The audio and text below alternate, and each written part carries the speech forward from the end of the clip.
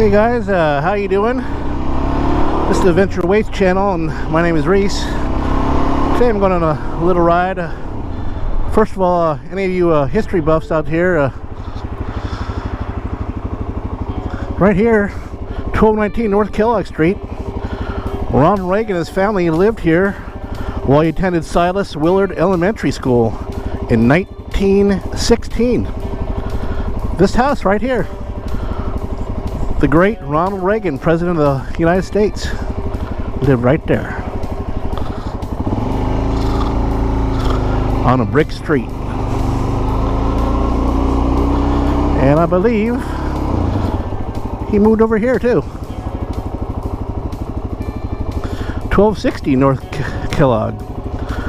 Ronald Reagan initially lived at this address with his family. Soon after, the family moved across the street, 1219 North Kellogg. Okay, he lived here first, then he moved across the street. So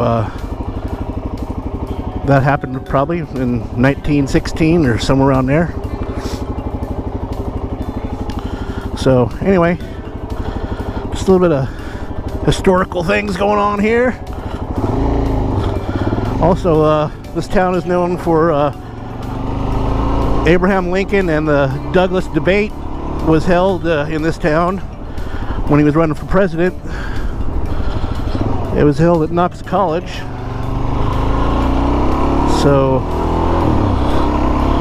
I'm just gonna go on a little ride today and see what's going on. So stay tuned and I'll get back to you later.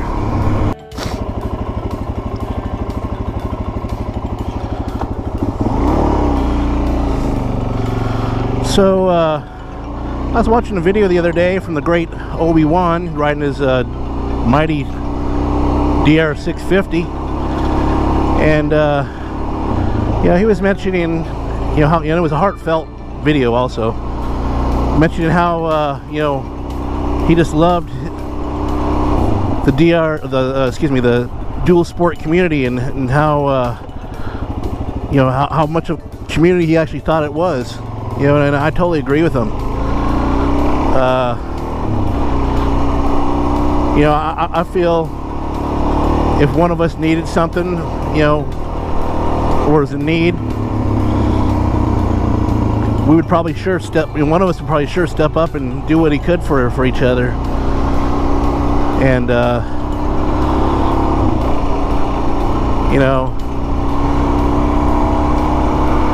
totally agree with his message that this dual sport community is, and riding dual sports in general, it's one of the purest forms of motorcycle race riding there is, in my opinion. Riding a single cylinder thumper,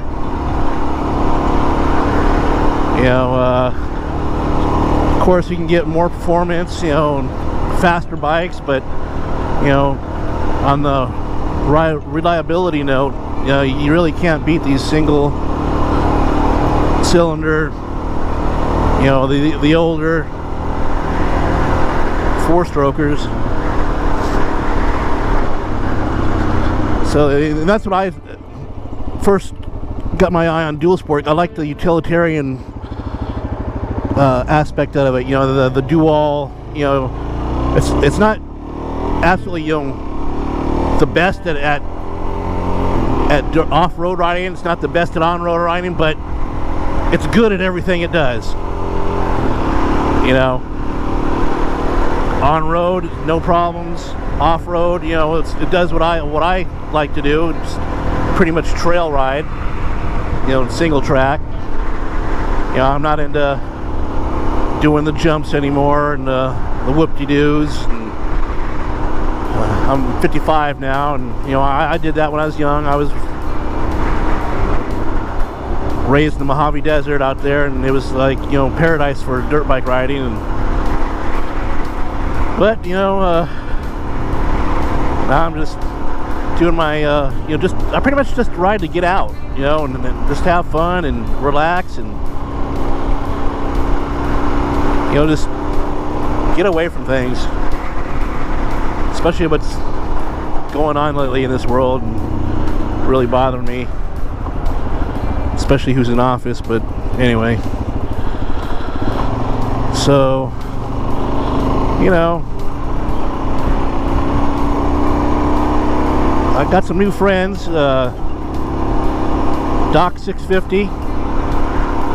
He has the same last name as me. I was thinking maybe we're related somehow. I'm not sure, but and of course Obi-Wan and 690 ADV and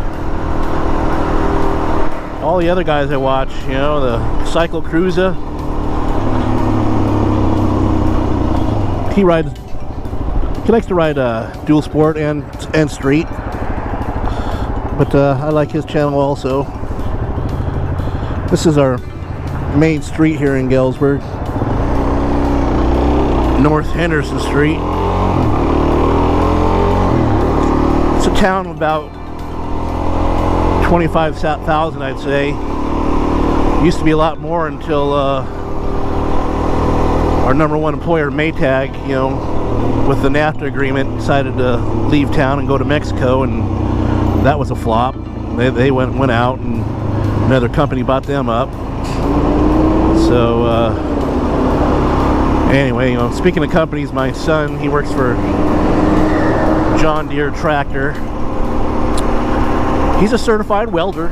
He went to college. He got his certification in all types of welding, pipe welding, and MIG, TIG, and whatever, all that kind of welding. I'm not a welder, so I don't know. But you know, and he works for John Deere Tractor, and you know, you would think you know, a certified welder would get a pretty good pay, but you know, John Deere Tractor, I think his wages are about $23 an hour, which, I mean, yeah, it's decent, I guess, but I mean, the Midwest, you know, they just don't like paying people what I feel that they should get paid.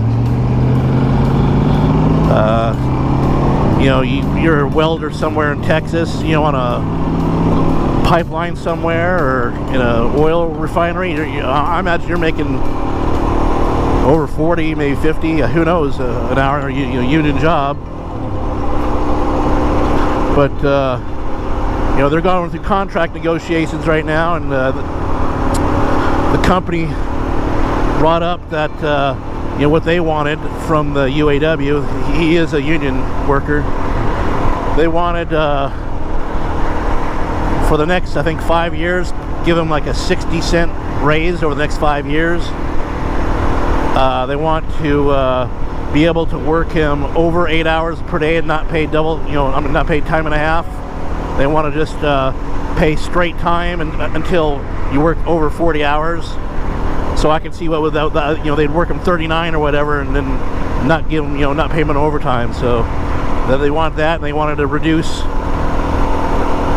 days off, and they wanted to, you know, pay for more health care, and it's just, you know, a company like that, and you know, and just today's corporations in general, they make billions and billions and billions of dollars in profit, but then they time to come to contract negotiations and coming out with a ridiculous 60 cents an hour over the next 5-year rate. That's come on, that's a slap in the face.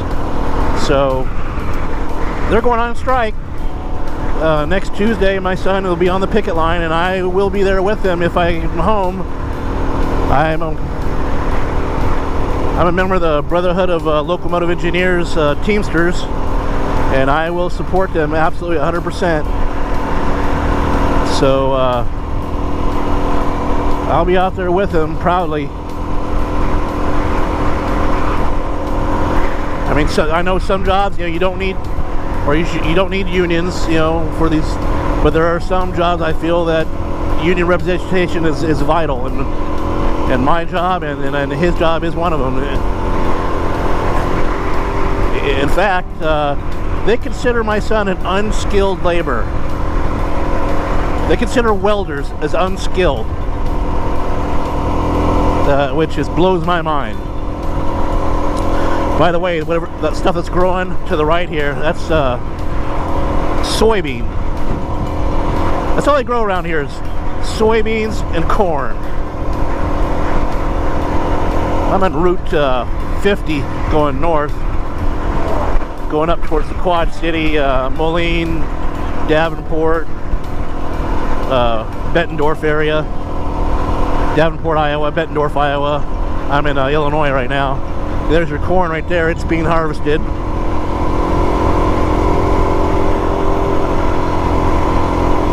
And I'll tell you what, the machinery they use for harvesting, I mean, the machinery they use now just for everything is just unbelievable. The size and the cost of it. I imagine one of these combines are at least $250,000. You know, and they, you know, all these farmers, they all have them. Some more than one. You know, combines, tractors. I mean, it is a money-making business. So, hey, like and subscribe. You know, I might have a little bit more footage as I go along today, but, well, there's a dead deer. A lot of deer around here, I'll tell you, man. White-tailed deer. I've never seen so many deer until I came out to the Midwest.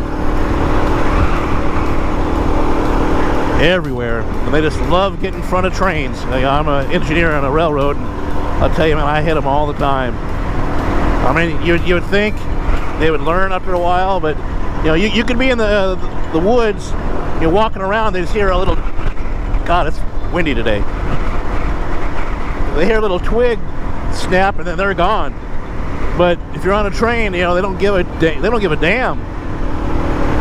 Shit, if I was a deer hunter, I'd just hunt from the side of a train. Easy. Anyway. You know what? I think I know why it's windy right now. It looks like a storm is a-brewing. Shit. Might get a little more rain here the next couple hours. I mean, you can see it off there in the distance. Got all this, here we go, all this corn, you know, out here. I'm out in the country now. This is what a farm looks like. And to all you people in Arizona, this is what green grass looks like.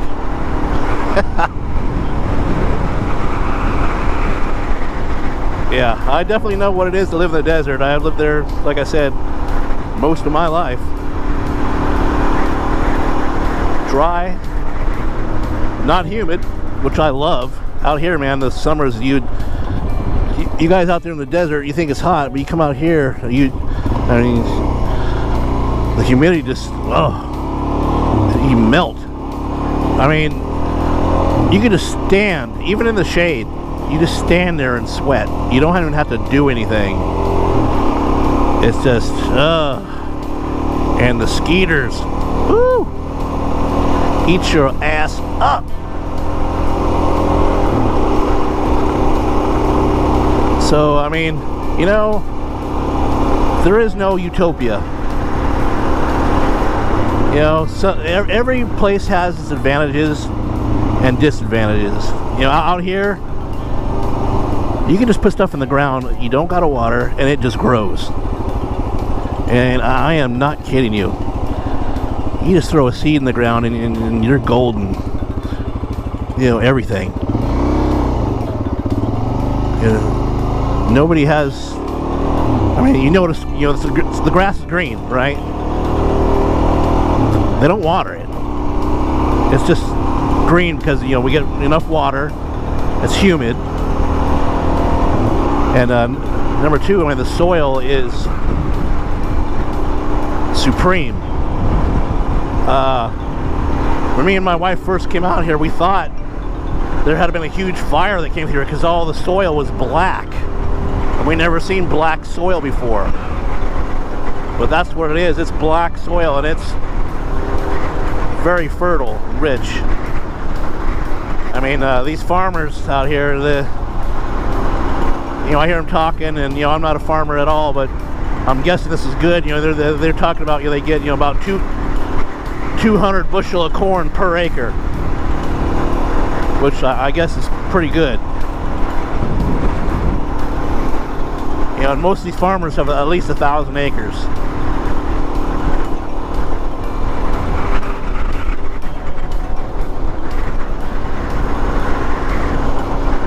Well, it is windy, man. It's pushing me all around.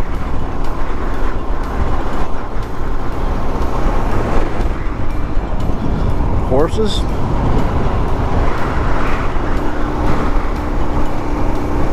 I think that's sweet corn.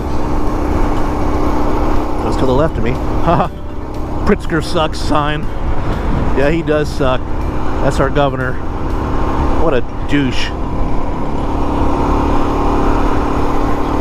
He has vacation homes. They call him the porcelain pirate. He has vacation homes like in Florida. He takes when he's not there, he takes the toilets out and says they're uninhabitable, so he doesn't have to pay much tax on them. I mean, he's a billionaire. Jesus Christ. Come on. But I guess he's just taking advantage of, I guess it's legal. Whatever, but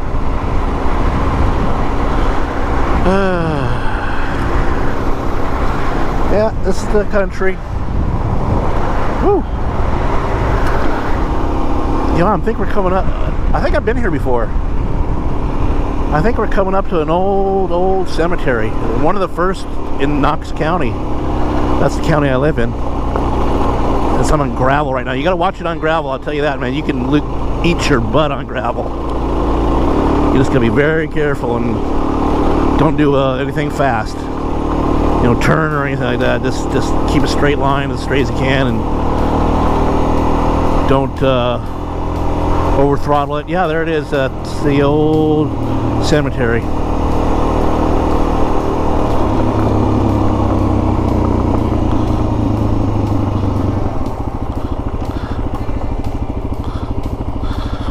Fuller Cemetery.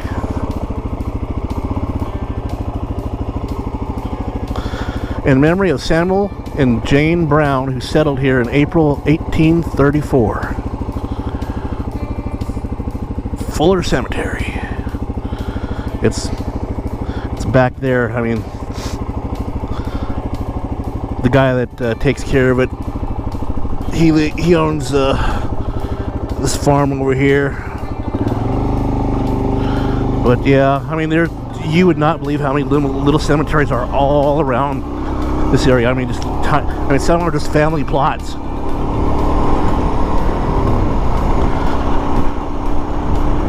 Which is nice.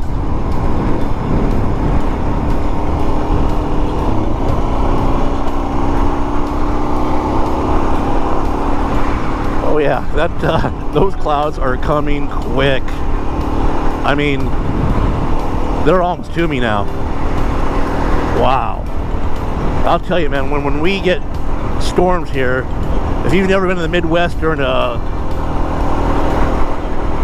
thunderstorm, holy Jesus, hold on to your hats. It is incredible. And the amount of water that can come down, just within, an hour, inches and inches of water. I know out there in the desert, they got those storms in the summertime that you get the gully washers.